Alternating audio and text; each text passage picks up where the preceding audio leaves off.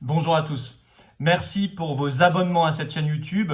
Continuez. Et merci éventuellement de mettre un pouce vers le haut sur cette vidéo. Si vous l'avez appréciée, ça permettra de mieux la référencer. Merci. Je vous l'avais annoncé, le professeur Raoult est dans le collimateur. Cette fois, ils veulent sa peau. Et ils attaquent en bande organisée. Ainsi, suite à son audition par la commission d'enquête parlementaire le 24 juin dernier, je vous ai fait une vidéo spécialement sur le séisme, le tremblement de terre qui a représenté cette audition devant des députés médusés qui auraient bien aimé à ce moment-là lui mettre un masque ou une muselière même pour qu'il ne parle pas notamment des conflits d'intérêts, qu'il cite des noms, qu'il cite des laboratoires, qu'il parle de Gilead. Eh bien, on sent qu'il a mis un coup de pied dans la fourmilière, ça dérange. Et il fait l'objet depuis 48 heures d'un tir croisé absolument magistral. 3 attaques simultanées en effet en 2 jours, les 1er et 2 juillet, contre Didier Raoult. D'abord de la part de l'AP-HP et de son directeur Martin Hirsch, donc Assistance publique hôpitaux de Paris, qui l'accuse tout simplement de faux témoignages sur le taux de mortalité en réanimation à Paris qu'il a donné pendant son audition le 24 juin. Il a parlé d'un taux de mortalité de 43%, qu'il a comparé à un taux quasiment 3 fois inférieur à Marseille. Et donc Martin Hirsch l'accuse de faux témoignages. Deuxième attaque simultanée le 2 juillet, le conseil scientifique, cette fois-ci, si vous voulez, c'est l'instance qui avait été mise en place dès le 11 mars auprès du président de la République et du gouvernement présidé par Jean-Paul Delfraissy pour conseiller dans cette crise du coronavirus le pouvoir.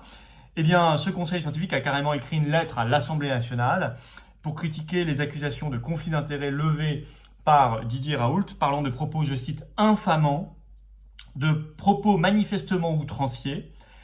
Et le même jour, le 2 juillet, la HAS, c'est-à-dire la Haute Autorité de Santé, une autre instance, a également envoyé un courrier à l'Assemblée nationale parlant, elle, de calomnie et l'a adressé, comme le conseil scientifique, à la présidente de la commission d'enquête, donc la députée En Marche, Madame Bourguignon, au rapporteur républicain Éric Ciotti, mais aussi au président de l'Assemblée nationale, le marcheur Richard Ferrand. Bon, donc 3 instances en 2 jours, et évidemment à chaque fois en doublant leurs interpellations, leurs critiques et leurs lettres dans la presse, pour que ce soit public. Au même moment, le 2 juillet, Le Monde vient de publier un très long article intitulé « Exploration de la Raoult-sphère », c'est-à-dire les réseaux de Raoult sur Facebook. Bon, ceux qui soutiennent le professeur Raoult.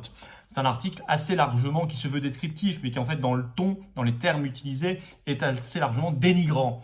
On parle, par exemple, on met dans la bouche de ceux qui défendent Raoult le terme de remède miracle. Or, ni Raoult, ni les gens qui sont rationnellement à côté de lui ne parlent de remède miracle. On dit simplement qu'il y a manifestement un remède plus efficace que les autres. C'est tout. On essaie de les qualifier politiquement et évidemment on met ce petit mot au milieu, couleur politique brune, pour rappeler certaines choses.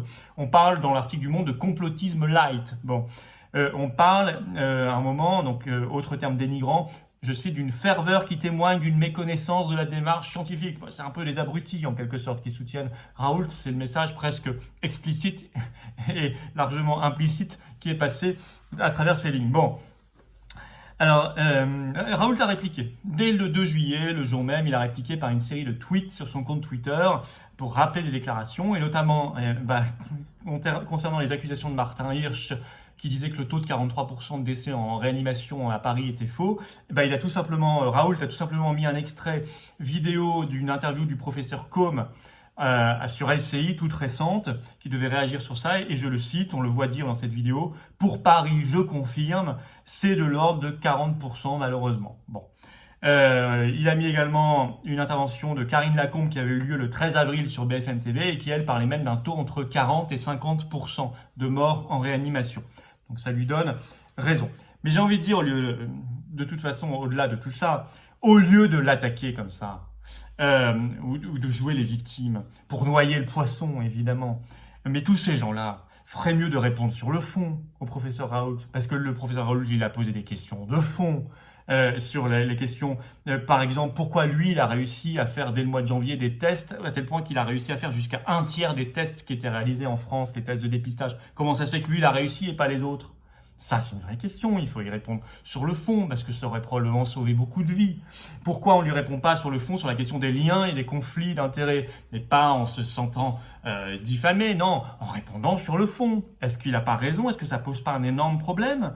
Par exemple, il y a un journal qui est Science et Avenir qui a publié le 2 juillet un long article intéressant, une enquête qui confirme la surreprésentation du laboratoire américain Gilead parmi les infectiologues français. Je cite cet article. Surreprésentation de Gilead dans les liens d'intérêt déclarés par certains de ces infectiologues. Et Gilead apparaît en numéro 1 comme laboratoire largement parmi les infectiologues français. Ça, c'est une vraie question. Pourquoi alors à ce moment-là, le Remdesivir, qui est le médicament poussé par Gilead et certains membres du conseil scientifique depuis le début de la crise du coronavirus, vient de voir son prix fixé à $2340. $2340, c'est le médicament de Gilead. Et c'est le premier traitement recommandé par l'Agence européenne des médicaments depuis le 25 juin. C'est tout récent. Pour quelle raison? Ça, c'est quand même aussi une vraie question, un vrai sujet. C'est là-dessus qu'on attend les grands pontes politiques et médicales françaises, et non pas sur la victimisation et l'attaque ad hominem, comme ils ont déjà attaqué le professeur Perron parce qu'il a fait ce livre que vous devriez acheter, dont je vous ai fait la fiche de lecture, et le Conseil national de l'ordre des médecins, depuis ce temps-là, l'a attaqué et a engagé une procédure contre lui. Il faut le soutenir. Voilà ce que je voulais vous dire aujourd'hui. Donc, soutien total au professeur Raoult, soutien à la rationalité, soutien au serment d'Hippocrate contre les hypocrites et ceux qui agissent mal contre l'intérêt général.